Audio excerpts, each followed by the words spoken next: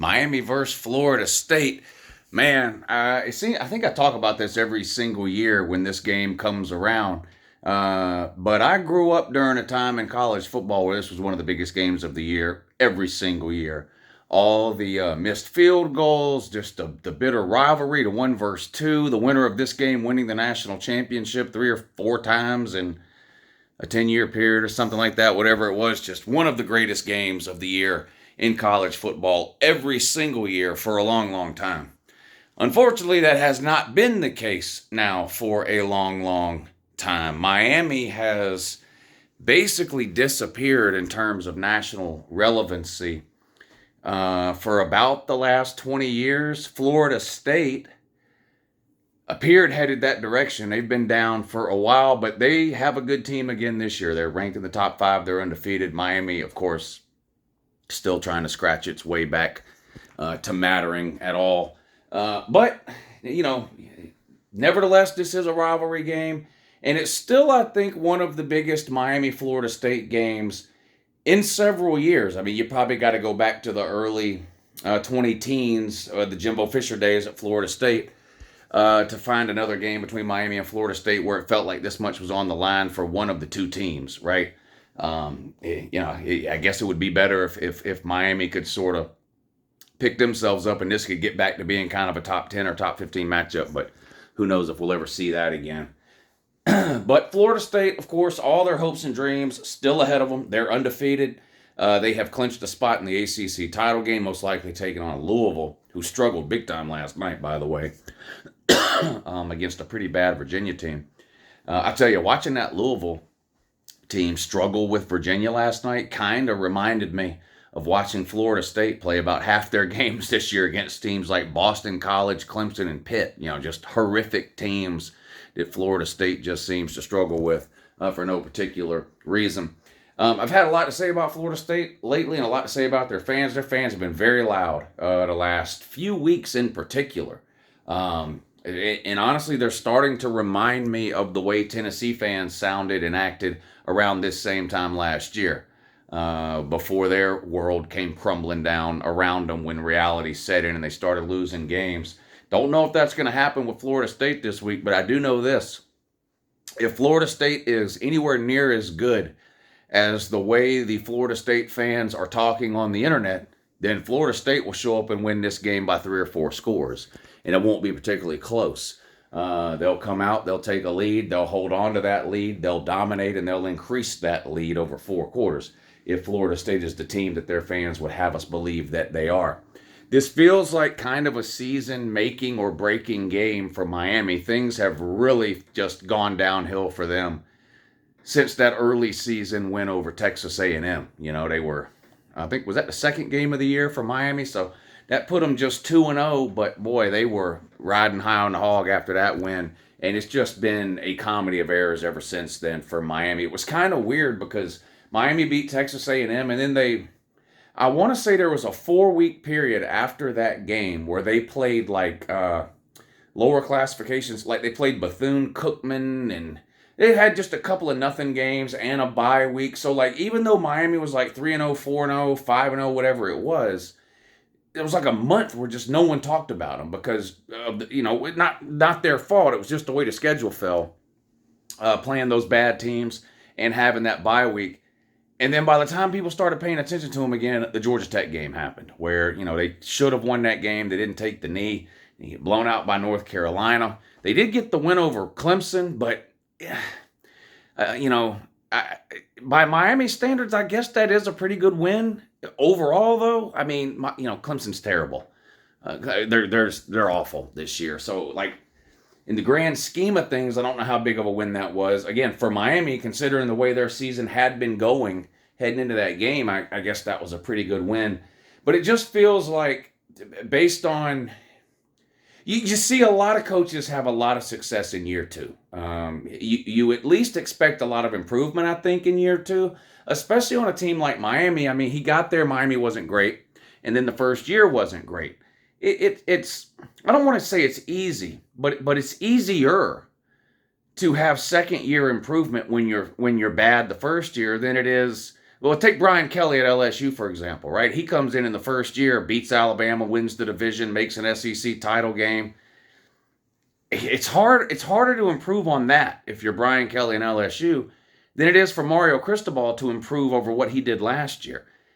And it doesn't look like that's really happening for Miami. They don't really appear to be that much better. Trevor, Van Dyke, their quarterback, TBD, Van Dyke. What a strange career he has had, and this year this season sort of encapsulates his whole career in a nutshell. Was it 2 seasons ago?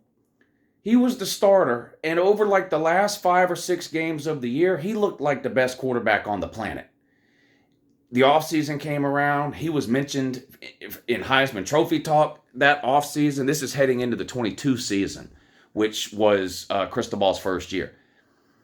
He comes out, gets hurt, has a disastrous season. Miami had a disastrous season. This offseason comes around. There wasn't really a lot of talk, not a lot of huge expectations for Van Dyke. And then he started off the season really, really hot.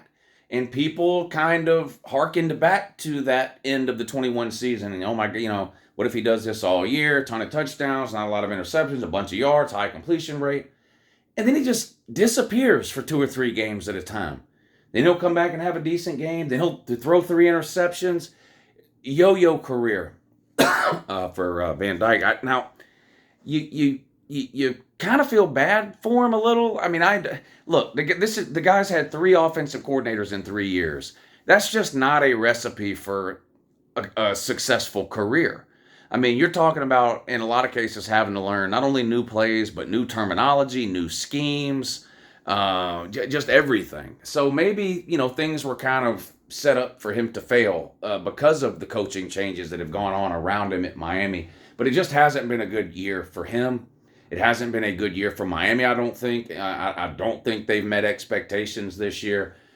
But this is the type of game, a rivalry game, where the team you're playing has everything on the line. And while Miami is going to come up short this year of the majority of their goals, it might not make up for it completely, but knocking Florida State off of their perch would feel pretty good for the Miami fans. And I'm sure that's what they have in mind. Florida State, on the other hand, Jordan Travis has had a pretty good year. I don't think he's got the overall numbers to win the Heisman, but he will probably be in consideration for the Heisman at the end of the year because he's been a pretty good quarterback for multiple years, and he's on a quarterback on a top 5 team right now. Florida State is another one that, you look at their first game of the year, they absolutely dominated LSU in the second half.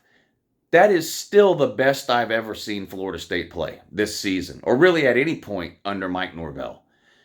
Where that team has been in every other game, I don't know. I've got no clue. I've yet to see it. There's an APB, an all-points bulletin out for the Florida State team that we saw in the second half against LSU. Haven't seen it the rest of the season. Go on the road in a game you easily could have lost, and you struggle to beat a terrible Boston College team by 2. The worst Clemson team in a decade. You had to go to overtime to beat them. You can tell me all you want about playing at Clemson. The talent that they have, whatever. Top 4 team? I don't know, man. It just, too many of these things. The Pitt game last week, again, Pitt is horrific. The week before that game, you got the coach throwing the players under the bus. The players are rage tweeting about the coach. You're just like, wow, this Pittsburgh team's just in complete give-up mode. And then the first half of that game Pitt was the better team. It was weird. And then the excuses start coming in from Florida State fans. Well, we had this receiver out. We had that receiver out. It's November. It's November, okay? Every single team in the country is playing without starters, or they're playing with starters hurt, or they're having to move people around. Every year I'll go to my grave not understanding the just utter shock people seem to find themselves in when a player is hurt. This is football. People get hurt. It happens to every single team. Pitt had players that didn't play in that game because of injury. So, I don't know. That can't be an excuse week in and week out. So, are we getting all those players back, Florida State, man, this week? Is Keon Coleman playing? Is that Wilson wide receiver? Are they playing this week? If not, are you expecting to lose? Are you expecting some sort of miracle 3-point win? Because that's what you keep telling me about all these other struggle games. Well, this guy's out. This guy had a hurt hangnail on his pinky. All this guys. It's Miami. They're not good. They're not good. You are good, Florida State. How good? Well, I don't know. I happen to think Florida State's the worst of the undefeated teams. Now, you can choose to take that as an insult if you want, but there's only 5 undefeated teams in the country. Okay? To be the worst of the 5 best teams or the 5 undefeated teams is not really the end of the world, but that's what I think about Florida State right now. I think they're the worst of the 5 undefeated teams. I think they would lose to Michigan. I think they would lose to Georgia. I think they'd lose to Ohio State. And I think they'd lose to Washington. I do not think they will lose to Miami, though. Miami is terrible. Now, the spread is 14. Will you cover the spread? Well, it really doesn't matter, except for internet comment sections and trash talk. I've had to listen to people tell me all year that Georgia's not any good because they didn't cover the spread in this game or that game. So again, top 4 team against a pretty bad Miami team.